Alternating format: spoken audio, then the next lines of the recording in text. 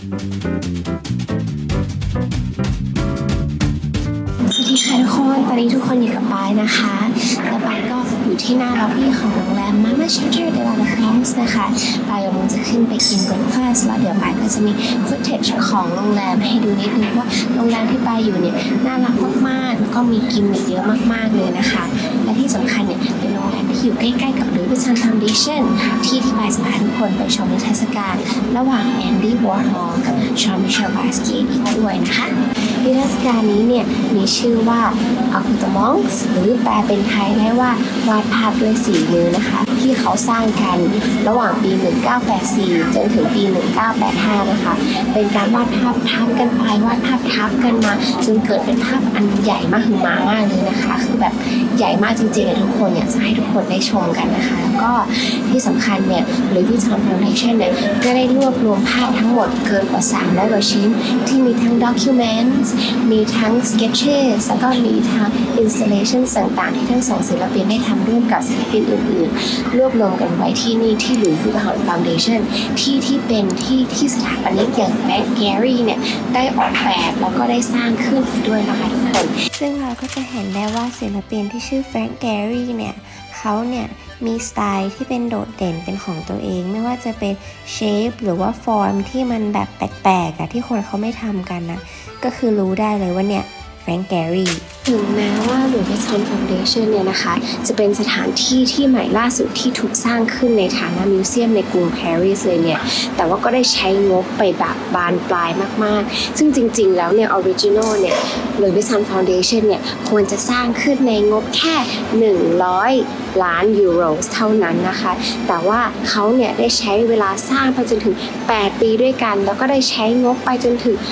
800 ล้าน millions euros นั่นเองนะคะซึ่งถ้าเทียบเป็นเงินไทยแล้วเนี่ย100 millions euros เนี่ยก็จะประมาณ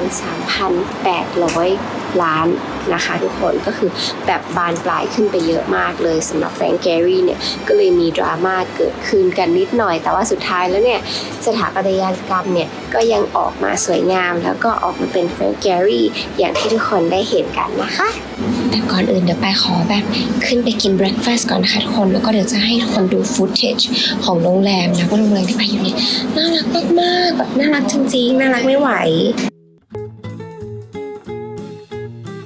นี่ก็คือห้องพักของเราที่ Mama Shelter de la France นะคะทุกคนดูสิมันน่ารักมากเลยดูกิมมิคแต่ละอย่างที่อยู่ในห้องนี้สิมียีราฟแล้วก็มีแบบของกระจุกกระจิกเอาไว้วางแบบเนี้ยดีเทลเล็กๆน้อยๆแบบเนี้ยมีอยู่เต็มทั่วห้องไปหมดเลยนะคะทุกคนดูฝั่งนี้ก็มีแบบตัวอะไรก็ไม่รู้น่าจะเป็นวอลเดอมอร์ป่ะแล้วทุกคนดูวิวสิเนี่ยอันนี้คืออีกฝั่งหนึ่งของปารีสที่ทุกคนอาจจะไม่เคยเห็นนะคะนี่เราไม่ได้อยู่ฮ่องกงนะทุกคนนี่คือปารีสนี่มาดูส่วนกลางของล็อบบี้กันนะคะเหมือนอาร์เคดไหมทุกคนเนี่ยแล้วเขาก็จะมีโต๊ะประชุมให้นะทุกคนเผื่อว่าแบบต้องการมาคุยพบปะกับเพื่อนก็มาตรงนี้ได้แล้วก็ดูวิวสิวิวตรงฝั่งนี้ของเมืองก็คือแบบน่ารักอะนี่นะคะล็อบบี้ของโรงแรมที่เป็นรีเซพชันโรงแรมนี้ก็คือดีไซน์ได้แบบยูนิคมากแล้วก็ดูน้องสองคนสิเมามันกันมากคือที่นี่คือแบบ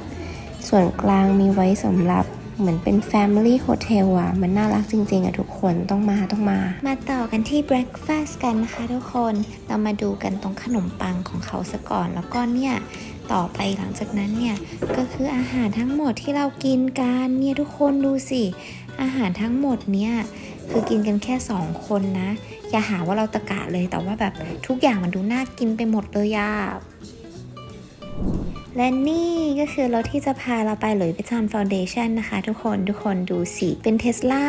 และทุกคนดูก่อนหน้านี้เราเปิดได้ไหมอันนี้คือวิธีการขึ้นรถนะดูกว่าจะเปิดได้ดู A few moments later แล้วเราก็ได้มาถึงLouis Vuitton Foundation กันแล้วนะคะทุกคนดูสถาปัตยกรรมที่นี่สิสุดยอดไหมแฟรงค์ แกรี่ไหมนี่ดูนี่นายแบบของเรากำลังเดินเข้าไปในงานนะคะทุกคนที่Louis Vuitton Foundation เปิดตัวกับภาพแรกกับภาพที่ชื่อว่า chair นะคะทุกคนภาพที่แปลว่าเก้าอี้ทุกคนเห็นความใหญ่มหึมาของภาพนี้ไหม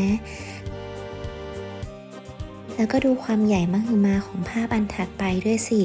อันนี้ประมาณราวๆ20 เมตรได้เลยนะคะแล้วเราก็ได้เห็นความสนิทสนมของทั้งสองคนกับ2ภาพนี้นะคะทุกคนมันเหมือนเป็นการล้อเลียนล้อเล่นกันอะว่าI'm peeing on myself หรือว่า you're peeing on yourself คือเราก็ไม่แน่ใจนะว่าภาพเนี้ยใครวาดทับใครก่อนนะอย่างภาพนี้ทุกคนก็จะได้เห็นว่าเขาวาดทับกันจนแทบจะมองไม่เห็นอะไรเลยนะคะทุกคน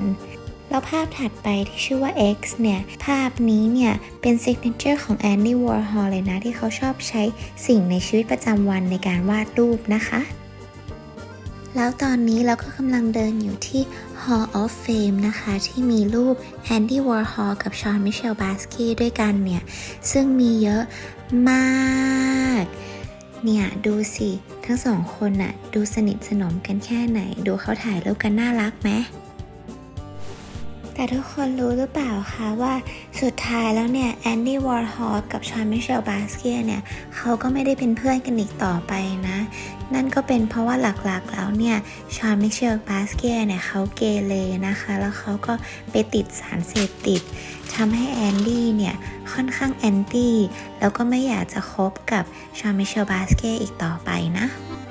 แล้วทุกคนรู้หรือเปล่าว่าแอนดี้วอร์ฮอลเนี่ยก็เป็นศิลปินคนแรกๆเลยนะคะที่ออกมายอมรับว่าตัวเองเป็นเกย์อย่างเปิดเผยแล้วก็ได้มีแฟนเป็นผู้ชายมาแล้วหลายต่อหลายคนนะคะซึ่งในยุคนั้นเนี่ยมันถือว่าเป็นอะไรที่ว้าวมากๆเลยนะแต่ถึงอย่างไรก็ตามสำหรับแอนดี้กับบาสเกียเนี่ยถึงเขาจะคบกันได้แค่แป๊บเดียวแต่ภายในระยะเวลา1 ปีเนี่ยเขาก็ได้สร้างภาพมากมายแล้วก็สร้างภาพที่เป็นตำนานให้เราได้ชมกันนะคะพูดถึงเรื่องตำนานแล้วเนี่ยก็ต้องมาดูภาพนี้เลยนะคะที่เป็น Artist Group Portrait ที่ถ่ายขึ้นที่นิวยอร์กซิตี้นะคะในปี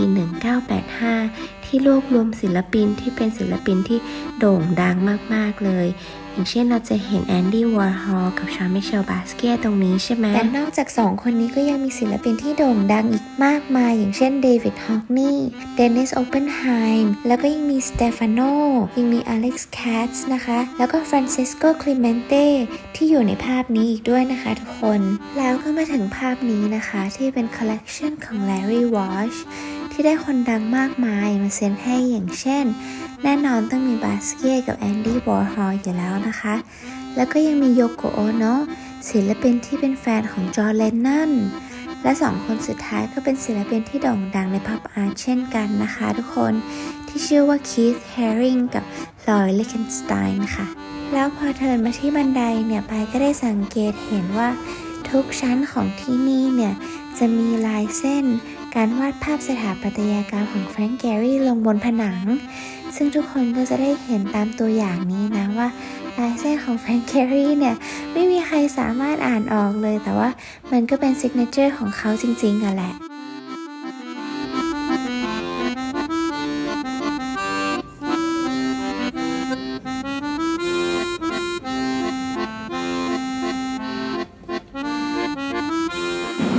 นิทรรศการระหว่างชอนมิเชลบาสเกียกับแอนดี้วอร์ฮอลเนี่ยเขาเนี่ยเป็นเหมือนแบบ King of Pop Art เลยก็ว่าได้เลยนะคะเพราะฉะนั้นนิทรรศการนี้เนี่ยเป็นนิทรรศการที่สำคัญมากๆแล้วก็เป็นนิทรรศการที่ทุกคนเนี่ยอยากจะชมมากๆเพราะฉะนั้นเนี่ยถ้าสมมติว่าใครอยู่ที่ปารีสหรือว่ามีแพลนที่กำลังจะมาปารีสเนี่ยก็ยังเข้าไปเยี่ยมชมได้จนถึงวันที่ 28 ออกัสนี้นะคะ